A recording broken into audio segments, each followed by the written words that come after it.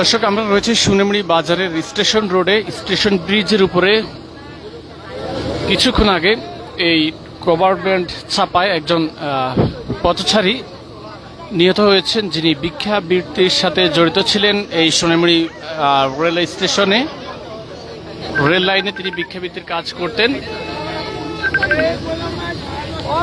তিনি কিছুক্ষণ আগে এখানে নিহত হয়েছেন এই গভর্নমেন্ট ছাপায়। রাস্তার পাশে তিনি বসে ভিক্ষা করছিলেন এবং এই মহিলার বাড়ি হচ্ছে পার্শ্ববর্তী শিমুলিয়া গ্রামে।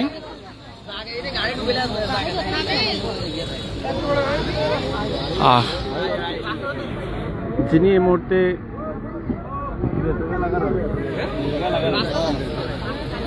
গাড়ি চালাচ্ছেন, গভর্নমেন্ট চালাচ্ছেন, তিনি ছিলেন ঠিক এই সময় চালক। তিনি একা ছিলেন এবং তিনি নিচে হয়তো দেখতে পারেননি যে কেউ আছে কিনা। এবং এই ব্রিজটি কিন্তু বেশ সংকীর্ণ, যার কারণে এই ধরনের দুর্ঘটনা ঘটেছে।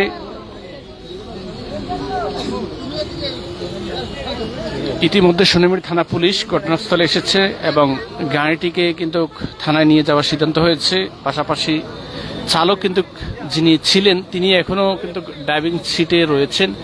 গাড়িটিকে এক পাশ করার জন্য বাজারে দীর্ঘ যানজট কিন্তু লেগে গিয়েছে। সবকিছু মিলেই নিহত মহিলার কোন আত্মীয় স্বজনকে কিন্তু এখন আমরা দেখিনি। যতটুকু জানি বা যতটুকু শুনেছি, মহিলার ছেলেরা কিন্তু এই এলাকায় থাকে না এবং তার স্বামী কিন্তু নেই। তিনি ভিক্ষা করে জীবন যাপন করেন, এমনটি আমরা প্রাথমিকভাবে জেনেছি। বিস্তারিত জানার চেষ্টা করছি আমরা।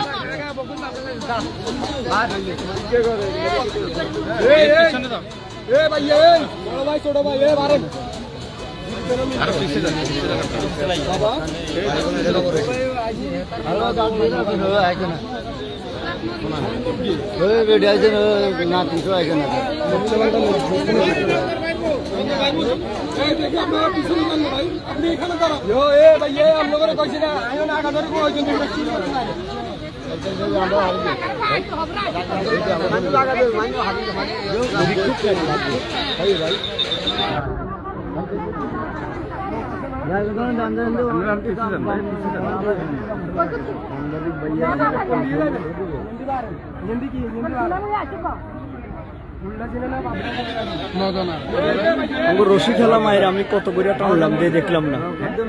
নদনার রশি খেলা। ও আচ্ছা আচ্ছা, এই ব্রিজটার নাম কি বলতে পারবেন? এটা কি স্টেশন রোড? না না, স্টেশন রোড ঠিক আছে। শিবপুর নাম আছে ধানের গলি রাস্তা, ধানের গলি, ধানের গলি রাস্তা বলে, ধানের গলি রাস্তা স্টেশন রোড, দুইটা নাম বলে। দর্শক, আপনাদেরকে যেটা বলছিলাম, এই ব্রিজটি কিন্তু বেশ সংকীর্ণ, যার কারণে দুই পাশে কিন্তু পর্যাপ্ত পরিমাণ জায়গা থাকে না যখন একটি গাড়ি এই ব্রিজে বা এই রাস্তায় ঢুকে। যার কারণে বাজারের ব্যবসায়ী বা বণিক সমিতি বা প্রশাসনের পক্ষ থেকে কিন্তু এই ব্রিজে বা এই সড়ক দিয়ে দিনের বেলা কোনো ধরনের ট্রাক বা গভর্নমেন্ট চালানোর উপরে যাতে কেউ না চালায়। 10টা থেকে রাত 10টা পর্যন্ত এই টাইমে কোনো ভারী যানবাহন এই রাস্তায় প্রবেশ করবে না, এমন একটি সিদ্ধান্ত কিন্তু দীর্ঘদিন থেকে বলবৎ ছিল।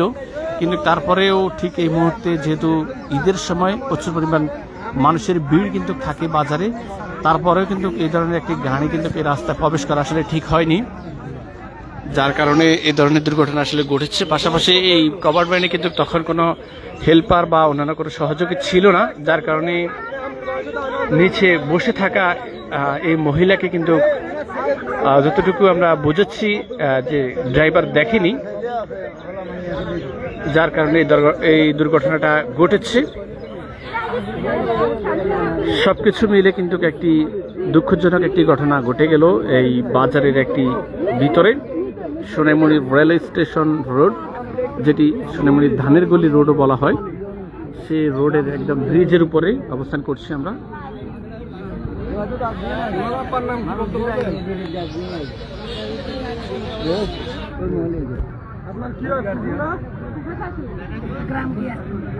মহিলাটি বেশ বৃদ্ধ বয়স, এখন আমরা আসলে জানতে পারিনি, তবে জানার চেষ্টা করছি।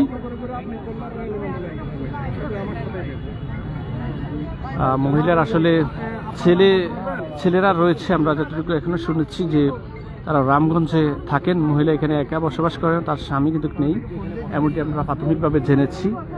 সে ভিক্ষাবৃত্তির সাথে জড়িত দীর্ঘদিন থেকে। স্যার এটা হচ্ছে ওই যে স্টেশন রোড, পুলিশও পাওয়া যায় না গাড়ি।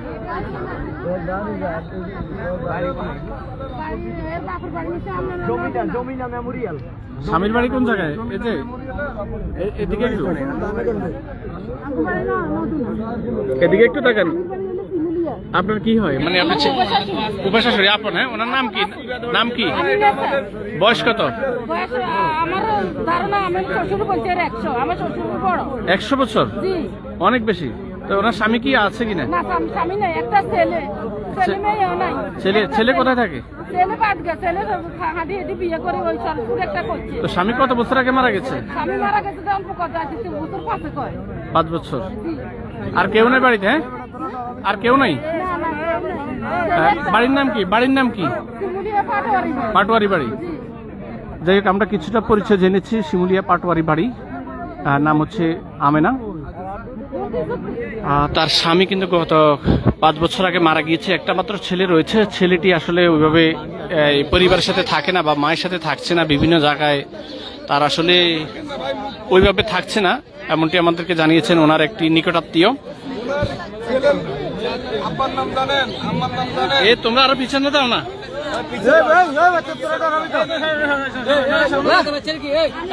দাও না, ছোট ভাই ছেড়ে চলে যাও। শিমুলিয়া কয় নাম্বার ওয়ার্ড?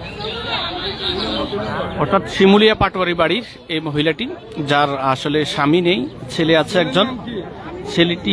ছেলের নাম হচ্ছে আমির হোসেন। ছেলেটিও তার সাথে কিন্তু থাকছে না, আলাদাভাবে হয়তো থাকছে বা কোনো জায়গাতে ওইভাবে পরিবারের সাথে সম্পৃক্ত নয়। মহিলার বয়স সম্ভবত 100 বছর বললেও ওনার এক নিকট আত্মীয়, আসলে বয়সটা 100 বা কাছাকাছি হবে এরকম একটি ধারণা করছি আমরা। মহিলাটি আসলে বয়সে একদম বৃদ্ধর অবস্থায় রয়েছেন, একদম সবসময় এখানে থাকেন এই রোডে। অনেকেই এমনটি বলেছেন আমাদেরকে। এবং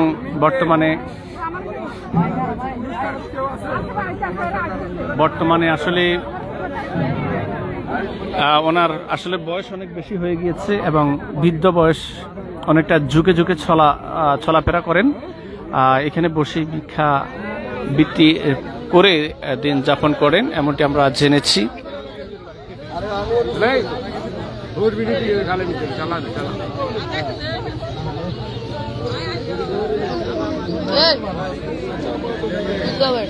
সবকিছু মিলে আসলে একটা দুঃখজনক ঘটনা ঘটে গেল এই বাজারের মধ্যেই, সোনামুড়ি রেলওয়ে স্টেশন রোডে ব্রিজের উপরে এই ধরনের ঘটনা ঘটেছে।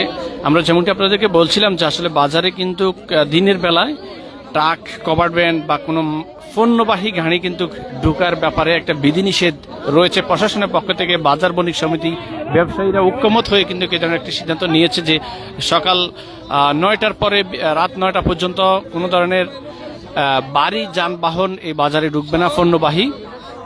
তো শিমুলিয়া পাটোয়ারি বাড়ির রুস্তম মিয়া, যিনি মারা গিয়েছেন, তার স্ত্রী আমেনা বেগম, প্রাথমিক এই তথ্যটা আমরা জেনেছি। সব মিলিয়ে এই বিধিনিষেধটা উপেক্ষা করে কিন্তু এই যানবাহনগুলো কিন্তু নিয়ে আসেন ব্যবসায়ীরা বা সংশ্লিষ্ট ব্যবসায়ীগণ। তো এটা আসলে ঠিক হয়নি বা কোনো ধরনের ঠিক হয় না।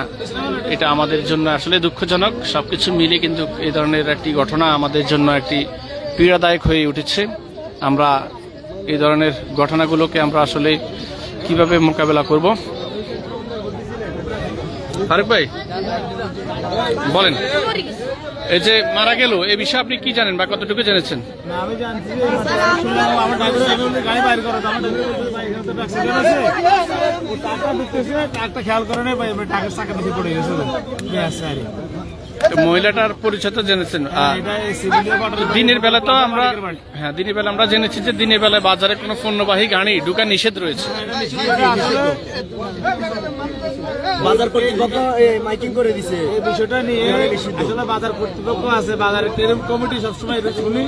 শুধু এটা না, বাজারে হয়তো অন্যান্য মতো দোকানদাররা দিনের বেলা গাড়ি ঢুকাই দেন। আপনার এটাও সেম কোয়ালিটি, এই টাইমে auto rickshaw rail gate crossing করা নিষেধ, মাইকিং করে দিছে অটো রিক্সা, তারপর তো মানতেছে না। সরকারের কথা হলো না, কিছু দোকানদার আছে এটা প্রভাবশালী, এই রিপোর্টটা তার কারণে বইলে তার কারণে মারা গেছে, টাকা অতিরিক্ত। এই গাড়ি তো এখন ঠিক আছে, আসলে কথা বলছিলাম বাজার একজন ব্যবসায়ীর সাথে, মোহাম্মদ ফারুক ভাই। তিনি এমনকি বলছেন যে আসলে বিধি নিষেধগুলো আসলে সবার মানা উচিত ছিল, কিন্তু তারা বা নিয়মগুলো মানছে না, এমনটি আসলে দুঃখজনক বিষয়। সবকিছু মিলে আমরা আসলে মর্মাহত এই ধরনের ঘটনায়।